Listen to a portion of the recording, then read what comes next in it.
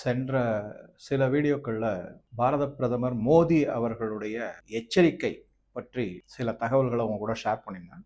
அதில் என்ன சொல்லியிருந்தேன் அப்படின்னா, அடுத்த சில வீடியோக்கள்ல அமெரிக்கா, சைனா, பாகிஸ்தான் மற்றும் பங்களாதேஷ் இவங்க எந்தெந்த மாதிரி முன்னெடுப்புகளையும் நடவடிக்கைகளையும் ஈடுபட்டிருக்காங்க இந்தியாவிற்கு எதிராக, அதை ஆதாரத்தோட உங்க முன்னாடி ஷேர் பண்றேன் அப்படின்னு சொல்லியிருந்தேன். இந்த 2-3 வீடியோக்கள்ல பல அதிர்ச்சி அளிக்கக்கூடிய தகவல்கள் உங்க கூட ஷேர் பண்ண போறேன். ஒரு சாதாரண மனிதனா நாட்டுப்பற்று உள்ளவராக நமக்கு இது அதிர்ச்சி தான். ஆனா பாரத பிரதமருக்கோ, அஜித் தோவல் அவர்களுக்கோ, ராஜ்நாத் சிங் ராணுவ அமைச்சருக்கோ அவங்க எல்லாத்தையும் ஆஹா நமக்கு நல்ல இன்ஃபர்மேஷன் கிடைச்சிருக்கு, இதுக்கு நம்ம நாடு இந்தியாவை அருமையான முறையில் தயார் செய்யணும் அப்படிங்கிற செய்தியை தான் அவங்க எடுத்துக்கிட்டு எச்சரிக்கையாக எடுத்துக்கிட்டு இருக்காங்க. அவங்களுக்கு இது அதிர்ச்சியான செய்தியோட இல்லாம ஒரு எச்சரிக்கை தயார்படுத்துவது அந்த ஆங்கிள் தான் எடுத்துட்டு இருக்காங்க. அது என்ன அப்படிங்கிறது பார்க்க முதல்ல இந்த அதிர்ச்சி தகவல் இல்ல அதிர்ச்சி அளிக்கக்கூடிய தகவல் எது அப்படின்னு பார்த்தோம்னா, மேற்கு வங்காளம் மற்றும் அஸ்ஸாம் இந்த 2 மாநிலங்கள்லையும் பாஜக பெற்ற அமோக வெற்றி. கொஞ்சம் யோசிச்சு பாருங்க, 294 சீட்டு இதுல வெஸ்ட் பெங்கால்ல 206 சீட்டு ஜெயிச்சிருக்காங்க. அப்படியே நொறுங்கிடுச்சு, அப்போசிஷனே இல்லாத அளவுக்கு போயிடுச்சு. அந்த அளவுக்கு இந்து மக்கள் கன்சாலிடேஷன் ஆயிருக்காங்க, ஒன்றுபட்டு இருக்காங்க. பல தகவல்கள் அதை பத்தி நம்ம ஏற்கனவே பார்த்திருக்கோம். இன்னும் நிறைய நடவடிக்கை ஆட்சி அமைத்து 4-5 நாட்களுக்குள்ள ஏகப்பட்ட நடவடிக்கைகள்ல முதலமைச்சர் சுவேந்து அதிகாரி ஈடுபட்டுள்ளார். அதெல்லாம் பார்க்கும்போது பிரமிப்பாகவும் இருக்கு, பெருமையாகவும் இருக்கு நமக்கு. ஏன்னா நம்ம தமிழ்நாடோட கம்பேர் பண்ணும்போது இங்க என்னென்ன நடவடிக்கை எடுக்கிறாங்க, அங்க என்ன நடவடிக்கை எடுக்கிறாங்க, அது அப்புறமா வேணா தனியா ஒரு வீடியோல பார்க்கலாம். ஏன்னா நான் விஜய் பத்தி நிறைய தகவல்கள் சேகரிச்சு வச்சிருக்கேன், அதை பத்தி சில ரெக்கார்டிங்கும் செஞ்சு வச்சிருக்கேன். இந்த பாரத பிரதமர் மோடி இந்த நாட்டுக்கு இருக்கக்கூடிய ஒரு அச்சுறுத்தல், அதன் மூலமாக விடுக்கப்பட்ட ஒரு எச்சரிக்கை அல்லது ஒரு அறிவுரை, அதை ரொம்ப இம்பார்ட்டன்ட் அப்படிங்கிறதுனால முதல்ல போன தடவை சொன்ன மாதிரி அந்த வீடியோக்களை ப்ரிஃபரன்ஸ் கொடுக்குறேன். முதலமைச்சர் விஜய், தமிழ்நாட்டு முதலமைச்சர் விஜய் பற்றிய பல தகவல்களை வேற ஒரு வீடியோவில் பார்க்கலாம் நம்ம. சரி, இப்போ என்னென்ன மாதிரி அதிர்ச்சி அளிக்கக்கூடியது நான் சொன்னது மேற்கு வங்காளம் மற்றும் அஸ்ஸாம் அங்க 2 இடம் மட்டும்தானா அப்படின்னா, நான் உங்களுக்கு ஒரு போட்டோவை காமிக்கிறேன். அதுல பங்களாதேஷனுடைய மேப் இருக்கு. அந்த பங்களாதேஷ் மேப்பை சுத்தி நீங்க பாத்தீங்கன்னாக்கா எல்லாம் சஃப்ரான் கலர், காவி மயமாக இருக்கு, காவி வண்ணமயமாக இருக்கு.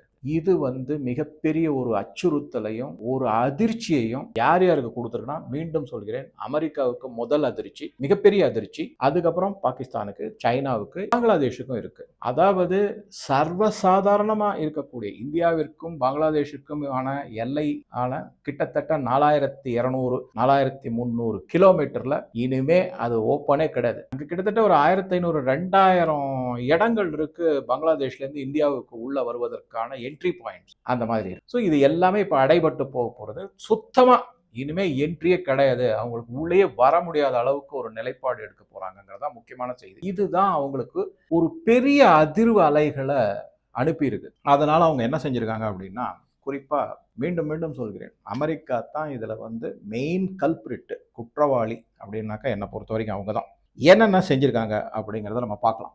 முதல்ல பின்னணியில என்ன அப்படிங்கிறது நான் ஏற்கனவே ஒரு வீடியோல சொல்லியிருந்தேன். அதாவது ஈரான் மற்றும் அமெரிக்காவினுடைய போர் இப்போதைக்கு முடிவுக்கு வர மாதிரி தெரியல, அது இழுத்தடிச்சுக்கிட்டே இருக்கு.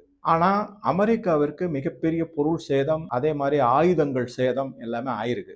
அதே மாதிரி அமெரிக்காவிற்கு அவர்கள் அரபு நாடுகளில் அமைக்கப்பட்ட அந்த ஏர்பேஸா இருக்கட்டும், இல்ல இராணுவ முகாம்களா இருக்கட்டும், அது எல்லாமும் மிகப்பெரிய தாக்குதலுக்கு உள்ளாக்கப்பட்டிருக்கு. உலகத்துல பொருளாதாரம் பயங்கரமா வீழ்ச்சி அடைஞ்சிருக்கு. அமெரிக்காவிலேயே பொதுமக்களுக்கு மிகப்பெரிய சங்கடங்கள்லாம் வந்திருக்கு, விலைவாசி ஏற்றம் இதெல்லாம். ஆனா ஈரான் அமெரிக்கா போர் இப்போதைக்கு நிறுத்த போறது கிடையாது. அதே சமயத்துல யுக்ரைன் ரஷ்யா வார் 4 வருடம் தாண்டி போய்கிட்டே இருக்கணும் போது அதுல கொஞ்சம் தொய்வு ஏற்பட்டிருக்கிறத நம்ம பார்க்கிறோம். எதனால அந்த தொய்வு அப்படின்னா, அமெரிக்கா நேரடியாக என்ன சொல்லிட்டாங்கன்னா, இனிமே யூரோப்பு தான் ஐரோப்பா தான் யுக்ரைனுக்கு பாதுகாப்பு கொடுக்கணும், பணம் செலவு பண்ணணும், ஆயுதங்கள் சப்ளை பண்ணணும், அமெரிக்கா இதுல பெருசா ஈடுபடாது, நாட்டோ இந்த பொறுப்பை ஏத்துக்கணுங்கிற மாதிரி சொல்லிட்டு கொஞ்சம் விலகிட்டாங்க. அமெரிக்கா எதுக்கு விலகினாங்க அப்படின்னா, நான் சொன்ன மாதிரி அவங்களுடைய பொருளாதாரம் படு வீழ்ச்சியில் இருக்கு, ஆயுதங்கள் குறைக்கப்பட்டுள்ளன, ஈரான் வார்ல. அதை தவிர அவங்க நாட்டுல உள்நாட்டுல பல பிரச்சனைகள் இருக்கு. குறிப்பா இன்ஃபிளேஷன், அன்எம்ப்ளாய்மெண்ட், பொருளாதார பிரச்சனை இதெல்லாம் இருக்கு. அதனால என்ன பண்ணிட்டாங்க, அமெரிக்கா ஒதுங்கின உடனே ஈரோப் ஒன்றும் பெரிய பொருளாதாரம் கிடையாது. அதனால அவங்களுக்கு என்ன பிரச்சனை வந்திருக்கு அப்படின்னா, எப்படி இந்த யுக்ரைனை மேலும் மேலும் நம்ம சப்போர்ட் பண்ணிக்கிட்டே இருக்கிறது, தொடர்ந்து எப்படி போர் நடத்த முடியும் அப்படிங்கிற ஒரு மிகப்பெரிய கேள்விக்குறி வந்ததுனால அவங்களும் சில மறைமுக ஒப்பந்தங்களை ரஷ்யாவோட போட்டிருக்காங்க. எங்களுக்கு நீங்க கேஸ் கொடுங்க, ஆயில் கொடுங்க, ஏதோ பண்ணி இது பண்ணிட்டு அது ஒரு பக்கம் ஓடிட்டு இருக்கு. இதை தவிர இந்தியாவோட பல ஒப்பந்தங்கள் போடப்பட்டுள்ளது. சைனாவோடையும் சில மறைமுக ஒப்பந்தங்களை ஐரோப்பிய யூனியன் போட்டிருக்காங்கிறது தான் செய்தி. இதுக்கு நடுவில் அமெரிக்கா ஏன் ஒதுங்குச்சுன்னா, அதாவது the importance of war or the benefits of வார்னு சொல்றோம்ல, அதன் மூலம் ஒரு போர் நடத்துறதுனால கிடைக்கக்கூடிய லாபங்கள். ஏன்னா போரை லாப நோக்குல தான் அமெரிக்கா என்னைக்குமே எடுத்து நடத்துறாங்க.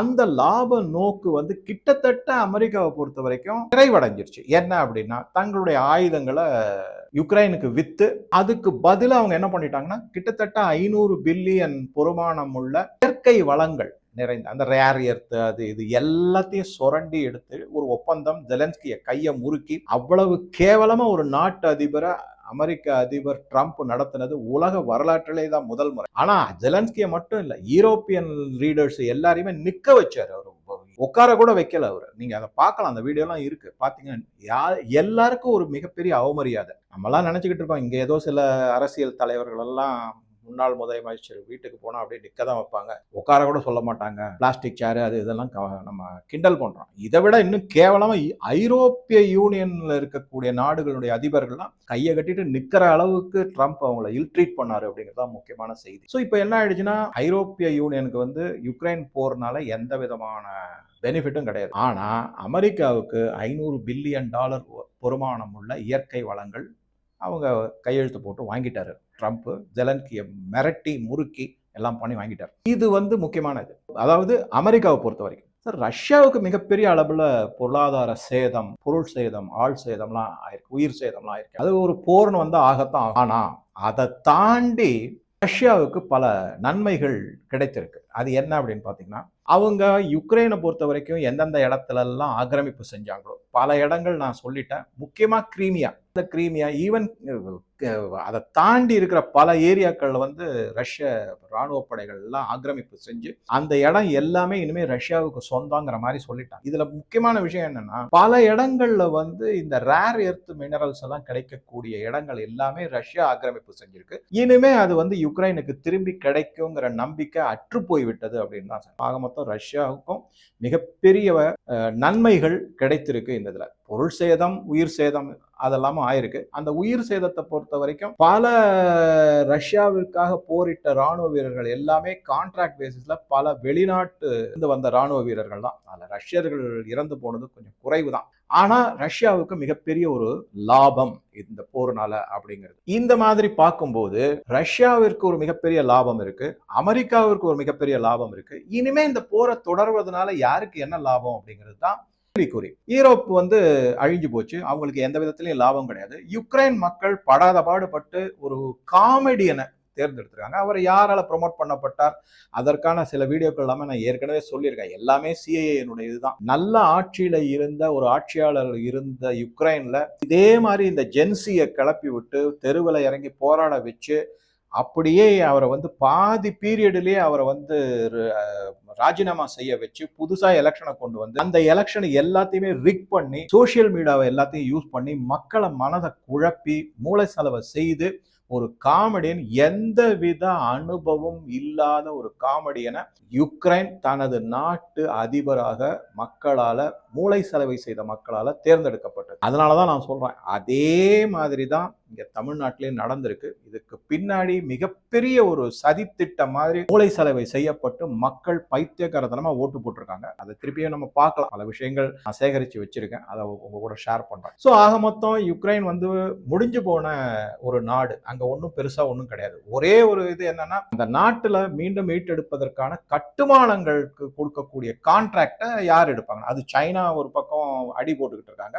பட் யுக்ரைன் மக்களும் அதிபரும் என்ன சொல்லியிருக்காங்கன்னா, இந்தியாவிற்கு கொடுத்தா நல்லது, ஏன்னா கொஞ்சமாவது அவங்க ஒரு எத்திக்கல் ஸ்டாண்டர்டோட நமக்காக உதவியும் செய்வாங்க அப்படிங்கிறது. ரஷ்யாவும் அதுக்கு நமக்கு ஒன்றும் எதிர்ப்பு தெரிவிக்கல. நீங்க போய் எங்க கட்டுமானம் பண்றதுனா பண்ணிட்டு வாங்கன்னு பாரத பிரதமர் அதற்கான குறிப்பால உணர்த்தி இருக்காரு. நமக்கு வந்து குறிப்பா எல்என்டி போன்ற மிகப்பெரிய கம்பெனிகள்லாம் அங்க கட்டுமான பணியில ஈடுபடும். அதனால இந்தியாவிற்கு கட்டுமான பணிகள் மூலமாக கிடைக்கக்கூடிய பொருளாதார நன்மையும் இருக்கு அப்படிங்கிறது தவிர, போர்னால வந்து இந்தியாவுக்கு போர் வந்து அதுல நன்மை அடைந்தது மிகப்பெரிய 2 நாடுகள் தான். ஒன்னு ரஷ்யா, இன்னொன்னு அமெரிக்கா. இவங்களுக்கு நடுவிலேயே கூட சில ரகசியமான ஒப்பந்தங்கள்லாம் இருக்கு அப்படிங்கிறத நான் சொல்லியிருக்கேன் முன்னாடியே. அது என்ன மாதிரி ஒப்பந்தம் அப்படின்னு பார்த்தீங்கன்னா, ஆர்டிக் ரீஜன்ல, அதாவது நார்த் போல்ல இருக்கக்கூடிய இடத்துல இருக்கக்கூடிய எண்ணெய் வளம் மற்றும் எரிவாயு வளங்களை ரஷ்யாவும் அமெரிக்காவும் பங்கு போட்டு பிரிச்சுக்க போறாங்க. அவங்க அதை வந்து நல்லா என்ஜாய் பண்ண போறாங்க. அதனுடைய ஒரு ஃபர்ஸ்ட் ஸ்டெப் தான் இந்த யுக்ரைன் வார் அப்படிங்கிறது என்னுடைய கணிப்பு.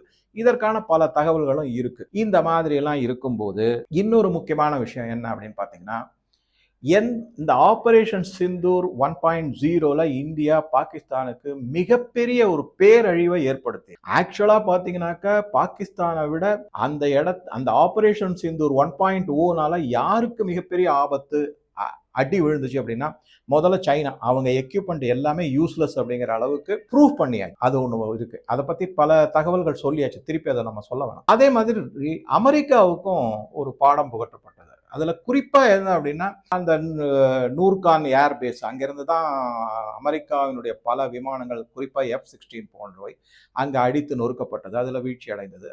அதுக்கு எல்லாமே மிகப்பெரிய சேதம் அடைந்தது. அது ஒண்ணு. இன்னொன்னு வந்து கிரானா ஹில்ஸ்ல அமெரிக்கா பதுக்கி வைக்கப்பட்ட அணு ஆயுத கிழங்கு சுத்தமாக அழிக்கப்பட்டது. அதுல வந்து சைனாவுக்கும் இந்தியா மேல பயங்கர கோபமும் காழ்ப்புணர்ச்சியும் அதே மாதிரி அமெரிக்காவுக்கும் இருக்கு. ஆக மொத்தம் இவங்க எல்லாருமே ஒன்னா சேர்ந்து எப்படியாவது இந்தியா மேல ஒரு தாக்குதல் நடத்தி இந்திய பொருளாதாரத்தை சீர்குலைக்கணும், இந்தியாவை வளர்ச்சியை தடுக்கணும், இதை எப்படியாவது கொண்டு வரணும் அப்படின்னு பார்த்துக்கிட்டு இருந்தாங்க. அதுக்கு பங்களாதேஷ்ல இருந்து பலவிதமான இடைந்தல்களை இந்த ரோஹிங்கியாஸ், பங்களாதேஷி முஸ்லிம்ஸ் எல்லாம் வெஸ்ட் பெங்கால்ல வந்து, அதனாலதான் நான் போன ஒரு வீடியோலே சொல்லியிருந்தேன், மம்தா பானர்ஜி வந்து ஒரு சிஐஏ ஏஜென்ட். இப்ப அவர் முழுமுற்றாக தோற்கடிக்கப்பட்டு அப்படியே இந்த டஸ்ட்பின் அப்படிங்கிற குப்பை தொட்டில் வீசப்பட்டார் அவர் மக்களால. அந்த மாதிரி ஒரு சிச்சுவேஷன் வரும்போது இவங்களுக்கு வந்து ஒரு அதிர்ச்சி மேல அதிர்ச்சி அப்படிங்கிறத விட, இனிமே நான் எப்படி இதை கொண்டு போய் சேர்க்கிறது, இந்தியாவை எந்த மாதிரி தாக்குதல் செய்ய முடியும், அதாவது நேரடியான ஒரு போர் மாதிரி எடுத்து தான் செய்ய முடியும். ஏன்னா ஆபரேஷன் சிந்தூர்ல நம்ம திறமையா செயல்பட்டுட்டோம். இந்தியாவினுடைய வலிமை, இந்தியாவினுடைய ராணுவத்தினுடைய திறமை, அதுல குறிப்பா ஏர்ஃபோர்ஸுடைய திறமை, நம்மள்கிட்ட இருக்கிற ஆர்ம்ஸ் அண்ட் அம்யூனிஷனுடைய எக்யூப்மெண்ட், அந்த சாதனங்களுடைய திறமை எல்லாம் உலகுக்கு வெட்ட வெளிச்சமாக நிரூபிக்கப்பட்டு விட்டது. அதனால என்ன நினைச்சாங்கன்னா, என்னைக்கு வேணாலும் இந்த ஆபரேஷன் சிந்தூர், அதுல என்ன பண்ணிருந்தாங்கன்னா, ராணுவ அமைச்சர் திரு ராஜ்நாத் சிங் அவர் என்ன சொல்லியிருந்தாங்க, இந்த ஆபரேஷன் சிந்தூர் வந்து ஒரு ஃபுல் ஸ்டாப் கிடையாது, ஒரு கமா தான் போட்டிருக்கோம், இது என்னைக்கு வேணாலும் திருப்பி தொடரும் அப்படிங்கிற மாதிரி. அப்ப எல்லாரும் என்ன எதிர்பார்த்தாங்கன்னா, OS 2.0 வந்து என்னைக்கு வேணாலும் ஸ்டார்ட் ஆகும் அப்படின்னு. அது ஸ்டார்ட் ஆச்சுனாக்க இன்னும் என்னென்ன மாதிரி செய்யறது அப்படிங்கிறதுக்காகத்தான் பல விதமான முன்னெடுப்புகளையும் நடவடிக்கைகளும் அமெரிக்கா கையில் எடுத்திருக்கு. முக்கியமான செய்தி அது. இங்க நம்ம குறிப்பா எதை பார்க்கிறோம் அப்படின்னா, ஆபரேஷன் சிந்தூர் 1.0 மாதிரி ஆபரேஷன் சிந்தூர் 2.0 இந்தியாவை பொறுத்த வரைக்கும் மிக சுலபமாக இருக்காது அப்படிங்கிறதா முக்கியமா. எதனால அப்படின்னா, அமெரிக்கா மிக பெரிய அளவுல பாகிஸ்தானுக்கு ஆயுதங்களை கொடுத்திருக்காங்க, சப்ளை பண்ணிருக்காங்க. இவங்க நேரடியா வித்திருக்காங்களா அப்படின்னு பாத்தீங்கன்னா, நேரடியா விற்கல. இதை சைனாவுக்கு அனுப்பி, சைனாவிலிருந்து 2-3 கப்பல்கள் மூலமாக சைனாவுக்கு அனுப்பப்பட்டுள்ளது. அங்கிருந்து இந்த சிபிஇசி அப்படின்னு சொல்லுவாங்க, சைனா பாகிஸ்தான் எக்கனாமிக் காரிடார், ஜிங்ஜியாங்ல இருந்து பாகிஸ்தானுக்கு வரக்கூடிய, அதன் மூலமாக பாகிஸ்தான் உள்ள நுழைஞ்சிருக்கு பலவிதமான ஆயுதங்கள். இது ஒரு பக்கம் இருக்கட்டும். அதுக்கப்புறம் அதை பின்னாடி வந்து இன்னொரு கொஞ்சம் டீட்டெயிலா அப்புறமா பார்க்கலாம். ஸோ இது ஒரு முக்கியமான செய்தி. இதை தவிர டர்க்கி இது பண்ணியிருக்காங்க, சைனாவும் தன்னுடைய ஆயுதங்களை கொடு. ஆக மொத்தம் என்ன அப்படின்னா, ட்ரம்ப் வந்து சைனாவுக்கு 13, 14, 15 தேதியில ஒரு சைனாவோட ஷி ஜின்பிங்கை இவரை மீட் பண்ணி பலவிதமான பேச்சுவார்த்தைகள்லாம் நடக்க இருக்கு. அதுல எந்தெந்த மாதிரி டெசிஷன்லாம் எடுக்கிறாங்கன்றது இனிமேல் தான் தெரிய வரும். இதுக்கு நடுவில் என்ன அப்படின்னா, அமெரிக்காவுக்கு சைனாவை நேரடியாக இந்தியா மீது தாக்குதல் செய்யுங்க, அவங்க செய்யறது கொஞ்சம் கஷ்டம். ஏன்னா ஏற்கனவே 2 முறை அவர்கள் மூக்கு உடைபட்டார்கள் அப்படிங்கிறதா முக்கியமான செய்தி. அதனால சைனா என்ன பண்ணிருக்குன்னா, பாகிஸ்தானை தூண்டி விட்டுருக்காங்க. பாகிஸ்தானை எப்படி தூண்டி விட்டுருக்காங்க அப்படின்னு பார்த்தீங்கன்னாக்க, முதல்ல சில டூல் கிட்டுகளை அமல்படுத்தியிருக்கு பாகிஸ்தான் மூலமாக. அது என்னங்கிறதையும் பார்க்கலாம். அதாவது எப்பவுமே ஒரு போர் இல்லது ஒரு தாக்குதல் மிகப்பெரிய அளவிலான தாக்குதல். இப்ப வந்து ஒரு பயங்கரவாதிகள் பாகிஸ்தான் நாட்டில இருந்து இந்தியா உள்ள ஊடுருவாங்க அப்படின்னாக்கா அது வந்து ரொம்ப சாதாரணமாக தான் இருக்கும். ஒன்றும் பெரிய அளவில் ஒன்றும் இருக்கும். ஏதோ ஒரு இடத்துல வெடிபொருள் இருக்கும், இல்லை ஒரு இப்போ பஹல்காமில் நடந்த மாதிரி அதை நான் வந்து சாதாரண நிகழ்வு, அது அசாதாரண நிகழ்வு தான். ஒரு சிறிய அளவில் செய்யக்கூடிய தாக்குதல்கள் அதெல்லாம். அதுலேயே இந்தியாவிற்கு ஒரு மிகப்பெரிய ஒரு இழப்பு தான் அது, அப்படின்னு இல்லைன்னு சொல்லவே மாட்டோம். ஆனா அதை தாண்டி ஒரு மிகப்பெரிய அளவிலான, இப்ப எப்படி ஆபரேஷன் சிந்தூர் 1.0 இந்தியா நம்ம செஞ்சோமோ அந்த மாதிரி சில தாக்குதல்களை பாகிஸ்தானால செய்ய முடியுமா அப்படின்னா இன்னைக்கு தேதிக்கு முடியாது. அதாவது ஆபரேஷன் சிந்தூர் 1.0ல வந்து சைனாவோட எக்யூப்மெண்ட் மட்டும்தான் இருந்தது. அதோட இல்லாம அமெரிக்கா பெரிய அளவுல பங்காற்றல. எல்லாமே ஒரு மாதிரி இந்தியாவால இப்ப அந்த மாதிரி கிடையாது. ஒண்ணு வந்து முக்கியமான விஷயம் என்னன்னா, சீனா தன்னுடைய ஆயுதங்கள் மற்றும் சாதனங்கள்ல இருக்கக்கூடிய குறைகளை கொஞ்சம் நீக்கிட்டாங்க. அதெல்லாம் சரி பண்ணி ரெடி பண்ணியிருக்காங்க. அது ஒரு பாயிண்டா நம்ம ஞாபகம் வச்சுக்கணும். இன்னொன்னு என்ன அப்படின்னா, அமெரிக்கா இப்ப மிக முக்கியமான ராணுவ தளவாடங்கள், ஆயுதங்கள் எல்லாம் கொடுத்துருக்கு. இது ஒரு பக்கம் இருக்கும்போது சமீபத்தில் நான் வந்து ஒரு முக்கியமான செய்தி ஒன்று படித்தேன். அது என்ன அப்படின்னு பார்த்தீங்கன்னாக்கா, இந்த மேற்கு வங்காளம் மற்றும் அஸ்ஸாம் அங்கே வந்து மிகப்பெரிய வெற்றி அடைந்த உடனே அமெரிக்கா சைனாவை முடுக்கி விட்டுருக்கு, சைனா பாகிஸ்தானை முடுக்கி விட்டுருக்காங்க. அதன் மூலமாக என்ன வந்திருக்காங்கன்னா, கிட்டத்தட்ட 26 பாகிஸ்தான் உளவாளிகள், அதிகாரிகள், அதை தவிர உளவு அதிகாரிகள், அதை தவிர அரசாங்கத்தில் இருக்கக்கூடியவங்க, இவங்க எல்லாருமே பங்களாதேஷுக்கு போயிருக்காங்க. ஒரு வாரம் முன்னாடின்னு வச்சுக்கோங்களேன், ஒரு 4-5 நாளைக்கு முன்னாடி, இல்லை ஒரு வாரம் முன்னாடி. எதுக்காக போயிருக்காங்க அப்படிங்கிறத பார்த்து உடனே பத்திரிகையில் செய்தி தான் வந்து அவங்க என்ன சொல்றாங்கன்னா, எஜுகேஷன் எக்ஸ்போ அப்படின்ற ஒரு நிகழ்ச்சிக்காக பாகிஸ்தான்ல இருந்து அங்கே போயிருக்காங்க. அதில் வந்து பங்களாதேஷில் இருக்கக்கூடிய ஒரு மிகப்பெரிய எஜுகேஷனிஸ்ட் அவர் தான் அதை இனாகரேட் பண்றாரு. அதுல குறிப்பா பாகிஸ்தான் என்ன அனௌன்ஸ் பண்ணிருக்காங்கிறத நம்ம குறிப்பா பார்க்க வேண்டியது என்ன அப்படின்னு பாத்தீங்கன்னா, அல்லாமா முகமது இக்பால், இந்த பேரை நல்லா ஞாபகம் வச்சுக்கோங்க. அல்லாமா முகமது இக்பால் அவருடைய பெயர்ல பங்களாதேஷ்ல இருக்கக்கூடிய மாணவர்களுக்கு ஸ்காலர்ஷிப் பாகிஸ்தான் கொடுக்க போதாம். பாகிஸ்தானே பிச்சை பாத்திரத்தை எடுத்துக்கிட்டு உலகம் ஃபுல்லு சுத்திக்கிட்டு இருக்காங்க, யாராவது போடுங்க யாராவது போடுங்க. இவங்க பங்களாதேஷ்ல இருக்கிற மாணவர்களுக்கு ஸ்காலர்ஷிப் கொடுக்க போறாங்க. ஏன் சிரிப்பு வராது? எனக்கு சிரிப்பு மட்டும் வரல, இதுக்கு பின்னாடி ஏதோ மிகப்பெரிய ஒரு சதித்திட்டம் இருக்கு அப்படிங்க. நல்லா கவனிச்சு பாருங்க. இதை எப்படி நம்ம இந்தியாவோட கனெக்ட் பண்ணலாம், இந்தியாவிற்கு ஒரு ஆபத்தை எப்படி நம்ம பார்க்கலாம் அப்படின்னா, இவங்க ஒரு குழுவா அங்க போய் 26 பேர் வந்து நேரடியாக அங்க போயிருக்காங்க. ஆனா அந்த எஜுகேஷன் எக்ஸ்போ முடிஞ்ச உடனே இவர்கள் பிரிந்து சென்று விட்டார்கள். நம்பர் 1. இரண்டாவது, இவங்க பிரிந்து சென்றதோட இல்லாம வெவ்வேறு வழிகள்ல வேற ஏதேதோ இடத்துக்கெல்லாம் போய் இந்தியாவிற்குள்ள ஊடுருவதற்கான சாத்தியக்கூறுகளையும் வச்சிருக்காங்க. அதன் மூலமாக பங்களாதேஷ்ல பாகிஸ்தானால வளர்க்கப்பட்ட 2 மிக முக்கியமான பயங்கரவாத குழுகளோட மிக நெருங்கிய தொடர்புல இருக்காங்க. ஒன்னு வந்து ஜமாத் இஸ்லாமின்னு சொல்லக்கூடிய அரசியல் கட்சி, அது வந்து அடிப்படைவாதம் பேசக்கூடிய கட்சி. அது அந்த நமக்கு இதுல முக்கியமான செய்தி என்னன்னா, அந்த ஜமாத் இஸ்லாமிங்கிற பயங்கரவாத அரசியல் கட்சி தான், அடிப்படைவாத மத கட்சி தான் வெஸ்ட் பெங்காலுக்கும் பங்களாதேஷுக்கும் இருக்கக்கூடிய பார்டர் டிஸ்ட்ரிக்ட் எல்லாத்திலையும் அவங்க ஜெயிச்சிருக்காங்க. மோஸ்ட்லி அங்க ஏரியால ஜெயிச்சிருக்காங்க. அது ஒரு முக்கியமான பாயிண்ட். இன்னொன்னு வந்து அப்படின்னு சொல்லுவாங்க. அதை பத்தியும் சில தகவல்கள் நாம ஏற்கனவே 2-3 வீடியோல கடந்த காலத்துல போட்டிருக்கோம். ஒரு 6-7 மாசத்துக்கு முன்னாடி போட்டிருக்கேன். சமீபத்துல கூட அதை பத்தின பல தகவல்களை உங்க கூட ஷேர் பண்ணேன். அவங்களுடைய இதுல வந்து வேற வந்திருக்காங்க, கான்டாக்ட்ல இருக்காங்க. சரி, இதெல்லாம் ஒரு பக்கம். இதை தவிர பாகிஸ்தானுடைய ஹை கமிஷன் டாக்கால இருக்கு இல்லைங்களா, அங்க இவங்களுக்கு வந்து லாஜிஸ்டிக் சப்போர்ட் எல்லாம் கிடைச்சிருக்கு அப்படிங்கிற தகவலும் லீக் ஆயிருக்கு. எப்படி சார் இந்தியாவோட கனெக்ட் பண்றது? அதுதான் முக்கியமான செய்தி. பாருங்க, இந்த அல்லாமா முகமது இக்பால் தான் சுதந்திர போராட்ட வேட்கையில ஒரு கவிதையை எழுதினார். அந்த கவிதைக்கு பேரு சாரே ஜஹாசே அச்சா, ஹிந்துஸ்தான் ஹமாரா அப்படிங்கிற கவிதை. அதாவது பெருசா போகும், அது நீங்க வேணும்னா எடுத்து கூகுள்ல படிச்சு பாருங்க. அந்த அல்லாமா இக்பால முகமதியர்கள், இஸ்லாமியர்கள் ரொம்ப பாராட்டுவாங்க.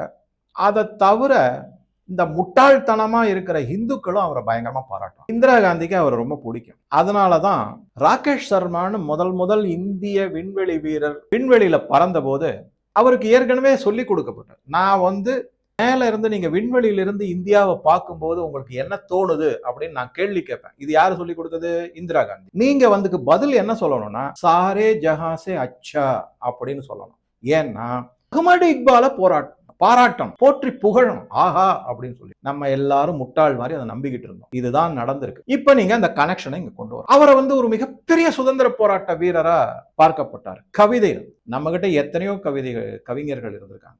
ஒன்னும் இல்ல, வந்தே மாதரம் எழுதின பங்கிம் சந்திர சட்டர்ஜி, நமது தேசிய கீதத்தை எழுதின ரவீந்திர தாகூர். தமிழ்நாட்டுல பாரதி எழுதாத கவிதையா?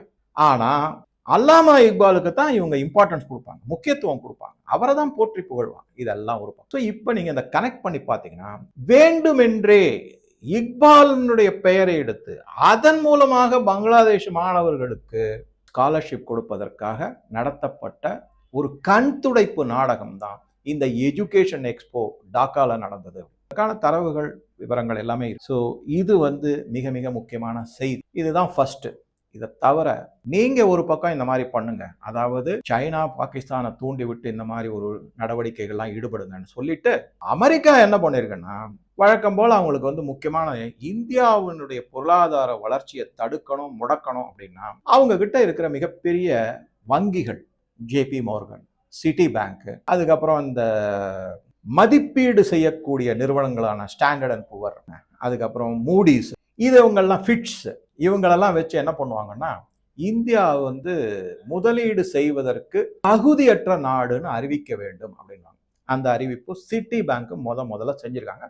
வரிசையா இனிமே ஒவ்வொருத்தரும் இந்தியா இனிமே போச்சு, அவுட்டு, இனிமே ஒண்ணுமே செய்ய முடியாது, அங்க எல்லாருமே பிச்சை எடுக்கிறாங்க, சாப்பாட்டுக்கு வழி இல்லை அப்படின்னு பரப்புரையை செய்வாங்க. ஏற்கனவே 2-3 எக்கானமிஸ்டும் ஆரம்பிச்சுட்டாங்க இது மாதிரி பேசுறதுக்கெல்லாம். அதற்கான ஆதாரத்தையும் நம்ம இப்போ என்ன பண்ணிருக்காங்கன்னா இந்தியாவை வந்து டவுன்கிரேட் பண்ணிருக்கு, அதாவது மதிப்பீடை குறைச்சிருக்கு சிட்டி பேங்க். அதாவது எதுல அப்படின்னா இந்தியாவினுடைய வருவாய் ஈட்டும் கம்பெனிகளோ இல்லை அரசாங்கமோ இனிமே குறையும், அது அந்த அளவுக்கு இருக்காது அப்படின்னு சொல்லிட்டு இதை வந்து கிளியர் கட்டா நல்லா தெரியுது. இதே சிட்டி பேங்க் சில மாதங்களுக்கு முன்னாடி நாட் ஓன்லி சிட்டி பேங்க், நான் சொன்ன எல்லா மதிப்பீட்டு நிறுவனங்களும் சரி, ஜேபி மோர்கனும் சரி, ஜேபி மோர்கன்ல இருக்கிற இந்த ஜாமி டிமான் வந்து இந்தியா தான் மிகப்பெரிய வளர்ச்சிக்கான நாடு, முதலீட்டுக்கான சிறந்த நாடுன்னு இப்பதான் சொன்னாரு 2 மாசத்துக்கு முன்னாடி, 3 மாசத்துக்கு முன்னாடி. நான் கூட அதை பத்தி உங்க கூட ஷேர். இப்ப அதே வந்து திருப்பி இந்த மாதிரி மாத்தி சொல்றாங்கன்னா ஒரே காரணம் தான், சிஐஏ சொல்லுதுப்பா இந்தியாவை பத்தி இப்படி நியூஸ் போடுன்னு, நாங்க போடுறோம், அவ்வளவு. ஸோ இந்த வீடியோல இந்த மாதிரி சில தகவல்களை உங்க கூட ஷேர் பண்ணியிருக்கேன். இதுல குறிப்பா நான் எதை சொல்றேன் அப்படின்னா பங்களாதேஷ்ல இந்த மாதிரி ஒரு எஜுகேஷன் எக்ஸ்போன்னு சொல்லிட்டு அங்க வந்து ஒரு 26 பாகிஸ்தான் உளவாளிகளும் அரசு அதிகாரிகளும் இராணுவ அதிகாரிகளும் நுழைஞ்சிருக்காங்க. அவங்க மூலமாக இந்த ஈஸ்டர்ன் பிளாக் அப்படின்னு சொல்றாங்க, அதாவது ஈஸ்டர்ன் கிழக்கு பகுதியில் இருந்து இந்தியாவிற்கு சில ஆபத்துக்கள் காத்திருக்கின்றன, எந்த நேரம் வேண்டுமானாலும் வரக்கூடும் அப்படிங்கிறது முக்கியமான செய்தி. இதுக்கு அடுத்ததா வெஸ்ட்ல இருந்து எப்படி வருது அப்படிங்கிறத நம்ம பார்க்கலாம். ஸோ இந்த வீடியோ பற்றின உங்க கருத்துக்களை பதிவிடவும் நன்றி, வணக்கம்.